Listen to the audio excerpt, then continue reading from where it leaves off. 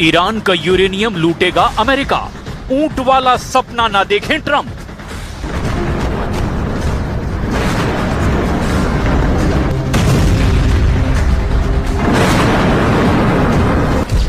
बाईस अप्रैल 2026 से पहले अगर अमेरिका को ईरान का यूरेनियम नहीं मिल पाया तो यकीन मानिए ईरान पर हमला करने के लिए अभी से ही अमेरिका के 75 मिलिट्री विमान, भारी हथियार, मिसाइल और गोला बारूद लेकर पश्चिम एशिया पहुंच चुके हैं।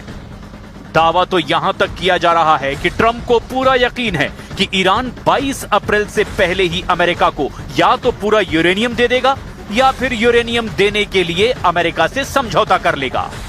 यही वजह है कि ट्रंप ने ऐलान कर दिया है कि वो ईरान से समझौते के दौरान पाकिस्तान भी जा सकते हैं। लेकिन वहीं दूसरी तरफ ईरान की सबसे ताकतवर और सुप्रीम पावर IRGC ने ईरान के सरकारी मीडिया पर ऐलान कर दिया है कि अगर ट्रंप ये सपना देख रहे हैं कि ईरान उन्हें अपना 60% संवर्धित यूरेनियम देने जा रहा है, तो इसी के लिए ईरानी कहावत है, ऊंट कपास के बीज का सपना देखता है, कभी उसे निगल जाता है, कभी दाने दाने करके खाता है। अमेरिकी नेता हवा में महल बना रहे हैं जो कभी भी हकीकत में पूरा नहीं होगा।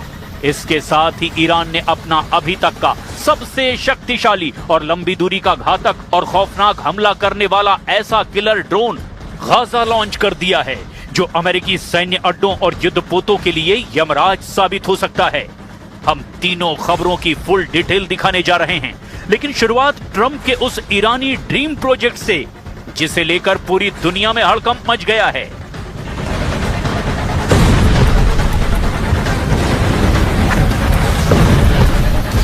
सीज फायर तोड़वाएगा यूरेनियम, ट्रंप का ईरानी दांव फेल।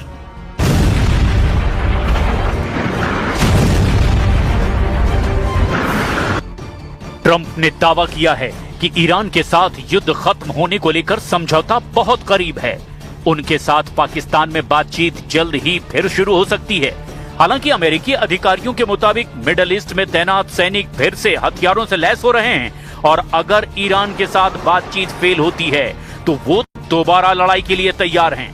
लेकिन सवाल ये उठता है कि आखिर ट्रंप को ये क्यों लगता है कि ईरान उसे अपना यूरेनियम देने जा रहा है, और क्यों ईरान में किसी भी नेता ने खुलकर नहीं कहा कि हम अमेरिका को यूरेनियम सौंप देंगे। इसे भी अच्छी तरह से समझ लीजिए। सीज फायर तोड़वाएगा यूरेनियम, ट्रंप का ईरानी दांव फेल।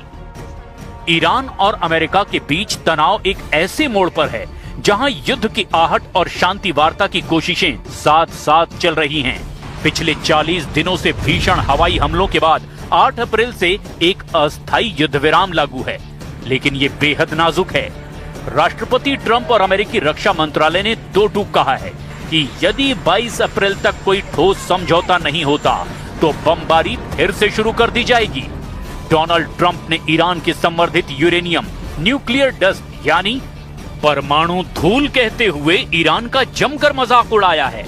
ट्रंप ने ये दिखाने की भी कोशिश की कि ईरान बेचारा हो चुका है और वो अपना यूरेनियम अमेरिका को सौंप देगा।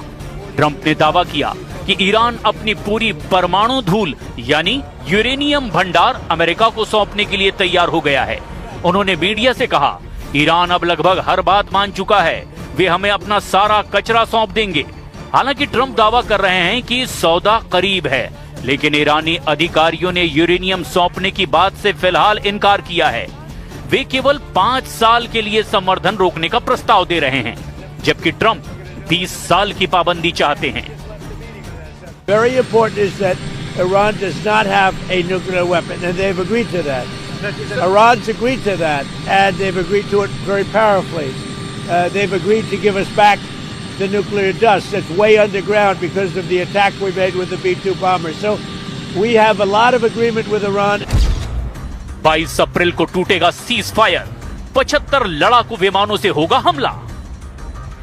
अमेरिका चाहता है कि ईरान वार्ता की मेज पर यह महसूस करे कि उसके सिर पर सैन्य तलवार लटकी है। इस वक्त अमेरिकी नौसेना ने ईरान के बंदरगाहों की घेराबंदी कर रखी है ताकि उसकी अर्थव्यवस्था पूरी तरह चरमरा जाए और वो बातचीत पर झुकने को मजबूर हो जाए। जो खबरें आ रही है वो बेहद चौंकाने वाली है और डरावनी भी। हो सकता है कि ईरान पर एक बहुत बड़ा अमेरिकी हमला 22 अप्रैल से शुरू हो जाए। अगले 5 दिनों में पाकिस्तान की मध्यस्थता में कोई समझौता नहीं होता तो 22 अप्रैल के बाद हम इस क्षेत्र में युद्ध का एक नया और ज्यादा विनाशकारी चरण देख सकते हैं। एक तरफ इस्लामाबाद में शांति वार्ता के लिए जेडी वेंस को भेजना और दूसरी तरफ 75 मिलिट्री एयरक्राफ्ट की तैनाती एक तरह से अमेरिका की गाजर और छड़ी वाली नीति है। अमेरिका ये संदेश दे रहा है कि वो शांति तो चाहता है, वो शांति में विश्वास रखता है। वहीं दूसरी तरफ 75 विमानों का पश्चिम एशिया पहुंचना यह साबित करता है कि अगर ईरान 22 अप्रैल की समय सीमा तक यूरेनियम सौंपने पर सहमत नहीं होता तो अमेरिका के पास हमले के लिए टारगेट लिस्ट तैयार है। यानी अगले 5 दिन ईरान युद्ध का भविष्य तय कर सकते हैं। Meantime, and for as long as it takes, we will maintain this blockade, successful blockade. But if Iran chooses poorly, then they will have a blockade and bombs dropping on infrastructure, power, and energy. And at the same time, Treasury Secretary Scott Bessent and our friends over at Treasury are launching Operation Economic Fury as well, maximizing economic pressure across the entirety of the government. हमले को तैयार Iran का Gaza, surrender नहीं, serial हमले की तैयारी। बेशक America को लगता हो कि ईरान उसकी सभी शर्तें मानते हुए यूरेनियम दे देगा और अमेरिका के सामने सरेंडर करेगा, लेकिन हकीकत में ईरान इतनी आसानी से हथियार डालने वाला नहीं है। और इसका सबसे बड़ा सबूत है ईरान का वो एडवांस और घातक ड्रोन गाजा, जिसने अमेरिका और इजराइल के होश उड़ाने शुरू कर दिए हैं। इस ड्रोन की हम आपको फुल डिटेल बताने जा रहे हैं, लेकिन पहले ये जान लीजिए कि ईरान के अंदर अमेरिका की शर्तों को लेकर क्या भावना है।